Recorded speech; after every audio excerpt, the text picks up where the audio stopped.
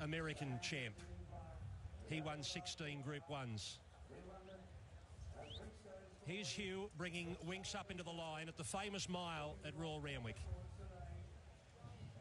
A distance that she's won 8 races at here at Randwick. She's 9 starts at the mile at Randwick for 8 wins and a second. Darren Flindell getting set to call as the 3-year-old walks up Vinland. This is the Group 1 tab Chipping Norton Stakes.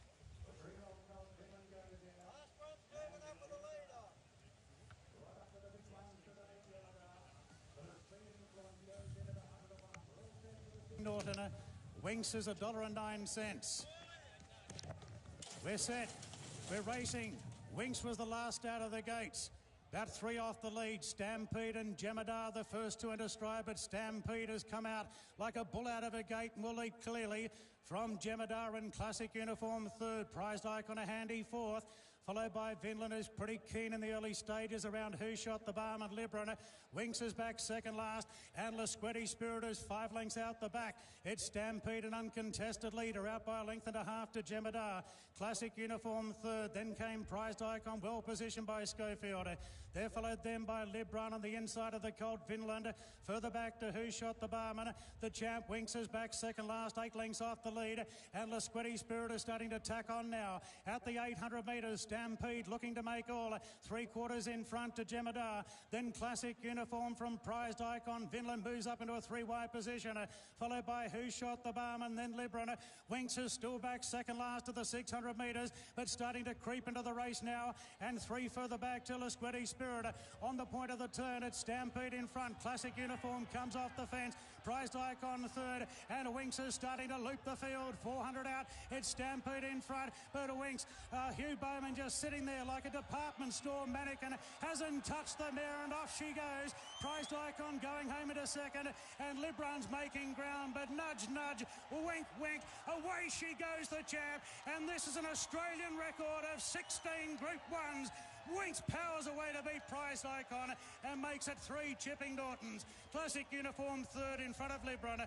Then came Who Shot the Barman, Stampede, Lasquetti Spirit, good break back to Vinland, and Jemadar was last to finish. No matter where you're watching, anywhere on this earth, make no mistake about it, she is the best in the world. There are none better.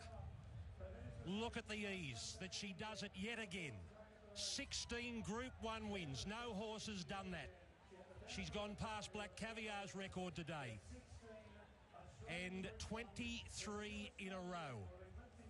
What a preparation she is in for. Duff, that was as easy to watch as any of her wins. What do they say? Too much of a good thing can be wonderful, and wonderful she is. Look, I know it's Mardi Gras Day in Sydney, but WINX is the only queen in town. There's no doubt about that. She is Queen Bee. Lizzie, she was so primed for today.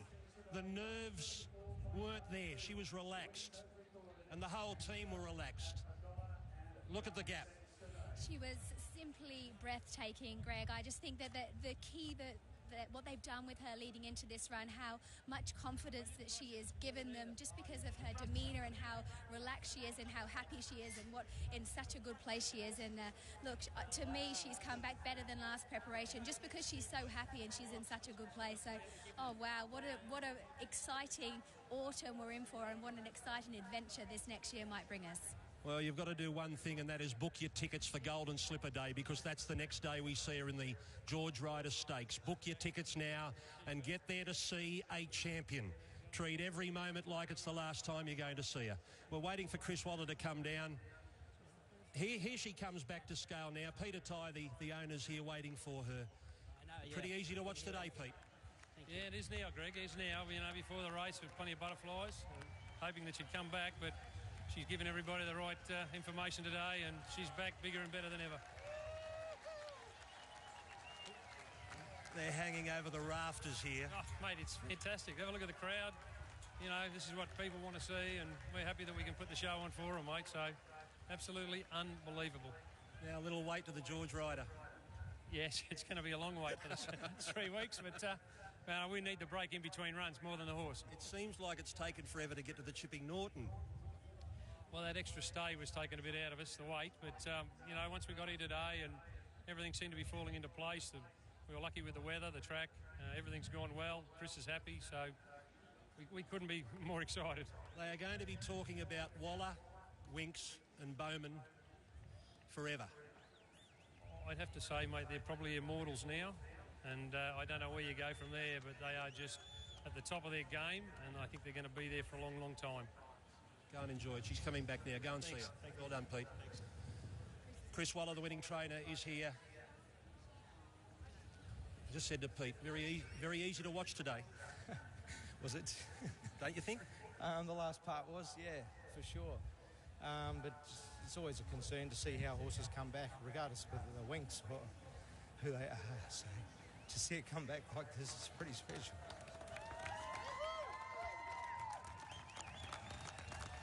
Is it possible the love for her grows even more? It is possible, yeah. She's getting the imagination of Australia, I'd say. It's a great story. It's a good way to portray our sport. It seemed a long wait for the Chipping Norton. Now you've got another 3 weeks. The next week's easy. After that, it's a bit harder, and the last week's a bit harder again. But we've got a great horse, and she's come back so well. Is it? I mean, we shouldn't ask the question if she's come back better, but she just about looked it today. Her attitude's fantastic, and she's better now than she was when she was a 4-year-old. Not much has changed in the last 12 months. Look, she knows her job, and she enjoys her job, and she enjoys going home just to be another horse.